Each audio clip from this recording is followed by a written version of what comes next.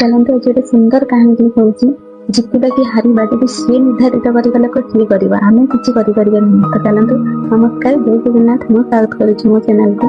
चलते कहानी की आरंभ करुच्ची। महाभारत बोले आप शुणुथे तो महाभारत जिते पंच पांडव मान दे नथिले अधिकार दे नथिले रहा भाग दे नथिले धन दे नथिले तो आपण मैंने शुणुथे जिते दे नथिले तो श्रीकृष्ण प्रथम आसिक धृतराष्ट्र को किसी जगह मागिले कि एमती पंच पांडव किसी जगह दियो मैंने राजप्रसाद करके रहे तो एमाने बिल्कुल मना करते कि आम ना आम टोटाली दबू ना। तो आप शुणुथे जिते कथा शुणिले पंच पांडव शुणिले सब एकत्रित होगी शेष को से निर्धारित कले आम युद्ध करवा। तो युद्ध निमंत्रण देले था ना कौरव मान युद्ध निमंत्रण देले युद्ध निमंत्रण देले तो धृतराष्ट्र से संजय को डाक आनी पचारे कहले टी गणना करके देख ये युद्ध किए जीतब। तो जिते गणना करें संजय जिते गणना करें तो युद्ध जीतबे आसला कि कौरव मैंने जीतबे। तो से धृतराष्ट्र आग पक्ष किसी न भावी सी भी निमंत्रण माने आमंत्रण कले हाँ आम युद्ध करें।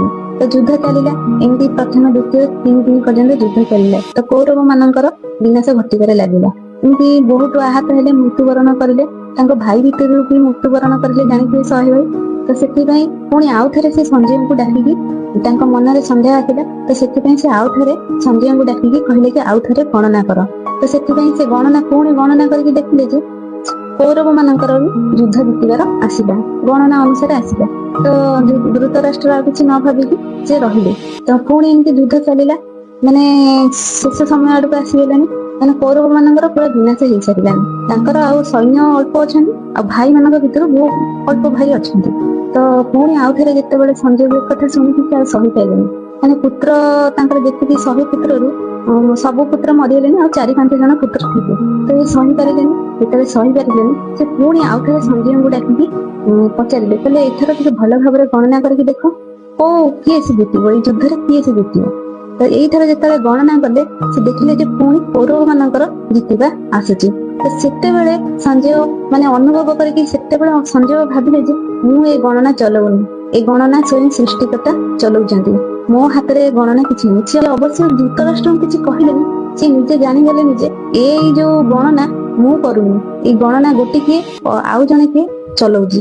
तो जानिथिबे युद्ध सरिला विनाश घटिला कौरव मानकर विनाश घटिला पंच पांडव माने जीतिले।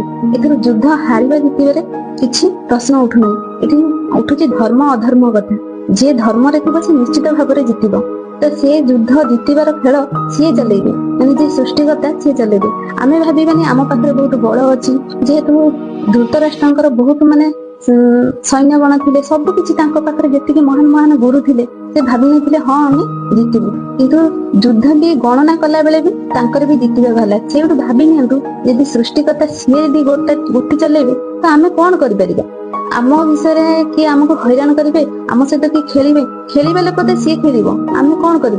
तो ये गोटे कथा स्पष्ट भाव में जानतु केबे भी निजको नहीं कष्ट अनुभव करेंगे कि चिंतित हेबेनी कि मन रे भय आनिबेनी स्वयं निजको समर्पित करदेबे श्रीकृष्ण को जे सृष्टिकर्ता बा मो जगन्नाथ सी चलेबा कथा गोटे आमर भाग्य चलेब। तो रही जय जगन्नाथ। मो गपटी यदि निश्चित भाव में भल लगी लाइक शेयर कमेंट करदेबे और सब्सक्राइब करदेबे। नमस्कार।